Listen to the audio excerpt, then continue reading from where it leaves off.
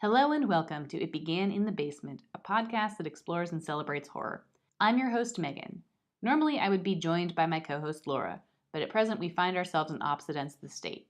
We're still new to making podcasts. We've got our equipment together. We're learning how to use it. We're also trying to figure out what will be a good schedule for both of us and good times to release the podcast. But it would be a terrible mistake for a horror podcast to skip anything on Halloween. So this is our Halloween treat for you. I'm going to be talking about a number of cemeteries and burial grounds across Pennsylvania, and Laura is going to be covering Centralia, a town that's been burning for so many years that it's been the inspiration for games such as Silent Hill. Hope you enjoy and have an awesome holiday. Graveyard Pond and Misery Bay, Erie, Pennsylvania. I spent the majority of my life in western Pennsylvania, and that's not a complaint. It's actually very beautiful around here. One of the highlights of Erie, Pennsylvania, where I grew up, is Presque Isle. It's about a 3,000-acre state park. Presque Isle itself seems to exist in several separate time bubbles. To enter the park, you drive underneath a wooden roller coaster, which isn't actually old. It was completed a few years ago. You swing by Sarah's, a 50s-style diner on the way into the park. You can get some of the best ice cream in town there. Past Sarah's, you drive down a single ribbon of road that wraps around the peninsula. All the beaches are numbered and the trails are labeled. But one of the strangest things you'll see is Graveyard Pond in Misery Bay. With everything else possessing such a simple name, usually describing what it is or what it does, it's no surprise that Misery Bay was forged out of misery and that Graveyard Pond was where the subsequent bodies ended up. And all of this happened as a result of the War of 1812. Commodore Oliver Hazard Perry built a large portion of his fleet on Presque Isle during the War of 1812. Those ships ended up battling the British near Sandusky, Ohio in 1813. Building the ships was tough enough, but it was the aftermath that claimed many more lives. The winter following the Sandusky battle was rough. While the bay had provided shelter during the construction of the ships, now it was just keeping people trapped. Officers condemned those suffering from the smallpox, which was spreading throughout the ranks, to what was called at the time Presque Isle's Little Bay. The quarantine was an absolute failure. In an attempt to keep the disease from spreading, the numerous dead were wrapped in canvas and sunk through the lagoon ice with a cannonball's weight to keep the bodies down. At least, that's what was written. It's rumored that those condemned to the icy depths of Misery Bay were not just the dead. Those close to death were also a risk.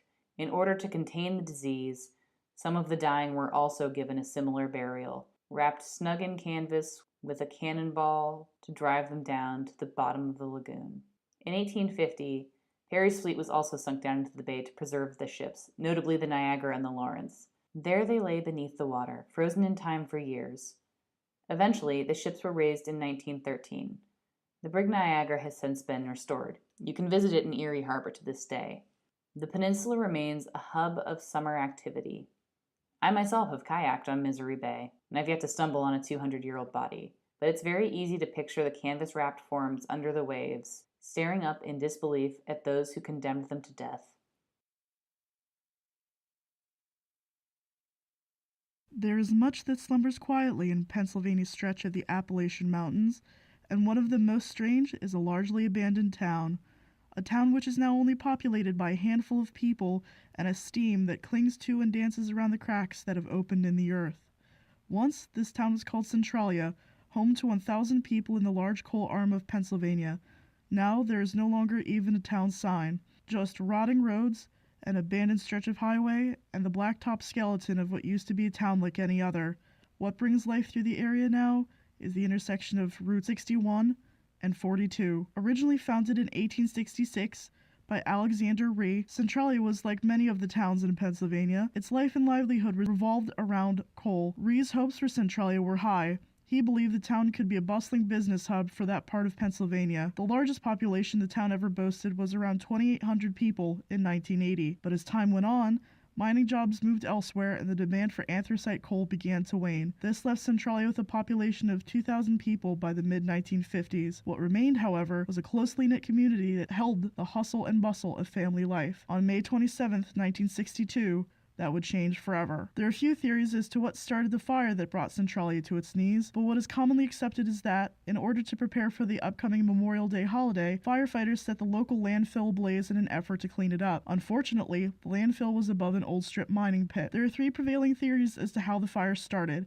The foremost of these is the aforementioned setting ablaze of the local landfill, which was located by the Odd Fellows Cemetery. In a bid to lower the mess and smell of the dump, the apparent plan was for firefighters to set the thing on fire, then put it out. What wound up happening, however, was that the blaze went deeper than expected. Any attempts to put the fire out were met with failure, as the fire spread to a hidden opening in the mine that was in the landfill. What is interesting is that there is record of the cleanup being authorized, but the method itself is not listed. The second theory as to what started the fire is that it was an accidental trash fire. The second theory as to what started the fire is that it was an accidental trash fire. On May 26th, someone may have dumped a load of garbage that contained live embers. From there, the embers ignited the trash and began the fire. Firefighters attempted to quell the flames, but were unsuccessful. The third prevailing theory is that the blaze was the remnant of an old mine fire that had been smoldering for quite some time before the Centralia incident. Given that mine fires were certainly not uncommon during the 60s, this particular theory seems to resonate with some.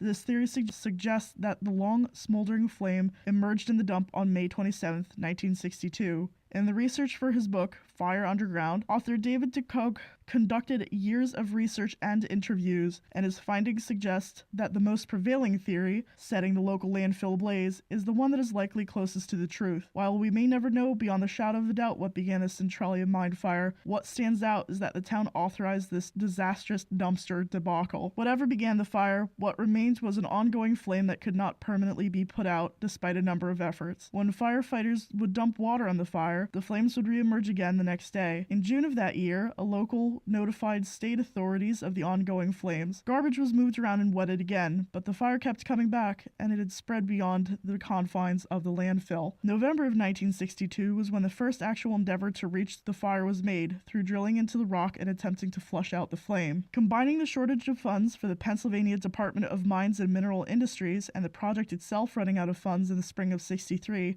that endeavor failed to contain the flames. Later in 63, a new plan was proposed, digging a trench to separate Centralia from the blaze. This endeavor continued until it was discovered that the blaze had crossed the trench, thus rendering it useless. The next endeavor revealed that the fires had burned as deep as 225 feet beneath the earth. Flush barriers made of crushed stone and water were put in place in an attempt to stop further disaster. Fly ash, a byproduct of power plants burning coal, was to replace the crushed stone and water barriers.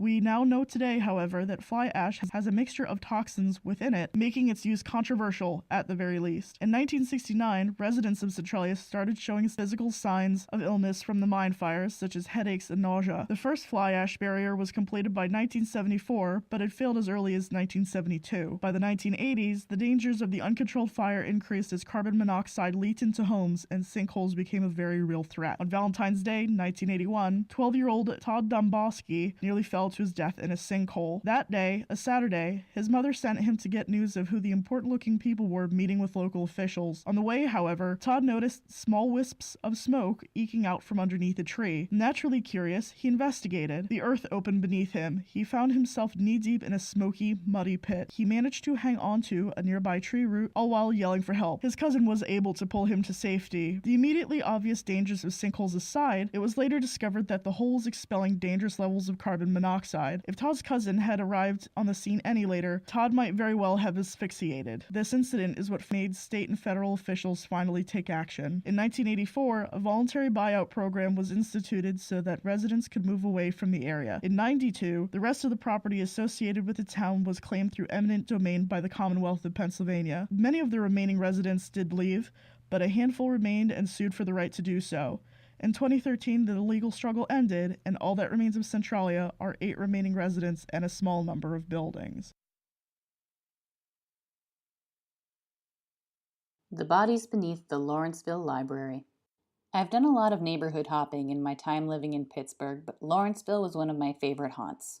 Lawrenceville is a former industrial neighborhood of Pittsburgh that has undergone an immense amount of gentrification. It's pretty much the new restaurant and arts district for the city. When I lived there and had 2 big dogs, it was a great place to walk around. There were lots of adorable shops, tons of places to eat, and a gigantic cemetery. But that's not the one we're going to talk about. The Allegheny Cemetery does deserve its own episode at some point. But today, we're going to talk about the smaller, lesser-known Washington Burial Grounds. The burial ground was founded in 1814. It wasn't large, just an acre and a quarter. It was used until 1814 as a cemetery for soldiers, and eventually plots were sold to anyone in the community who wanted them at a reasonable $3.75 per plot. Up to 500 people came to be buried there over time, from all walks of life. Lawrenceville was still outside of the realm of the city at this time, but that was not to last. The general freedom that the residents had had with the public lands soon came to a close. The city incorporated Lawrenceville in 1868, which converted public lands into city property. The last known burial on the Washington burial grounds was in 1879, and by then they had become largely neglected. In 1881, the burial grounds were slated to become a school, and the property was sold for this purpose for merely $1. Ads were placed in a local newspaper, urging families to claim bodies and move them elsewhere. But there wasn't much time spent on this task. Bodies and tombstones were found and moved as the school was built. But with all the construction and movement of bodies, it's impossible to tell how many were left. Local reporters didn't help matters. There were tales of metal coffins with fetal remains, giant 7-foot-tall skeletons, and tombstones being tossed around like trash. The community was having a hard enough time grappling with this change. On top of the rumored disrespect for those interred in the burial grounds, the school board had lied and said that the land was intended for, quote, educational purposes rather than a burial ground. After some bitter back and forth, the remaining interred bodies were to be moved to the Allegheny Cemetery, which was the one I was speaking of previously. It has large rolling hills and had plenty of room. However, not everyone was claimed. Only about 70 had people to speak for them. So with literally hundreds of bodies in the way of construction, the city's response? A mass grave. Sometime later, when the school was no longer of use and more had been built nearby, the Lawrenceville branch of the Carnegie Library was built on some of the remaining grounds. The basement even still contains one of the remaining tombstones that went unclaimed.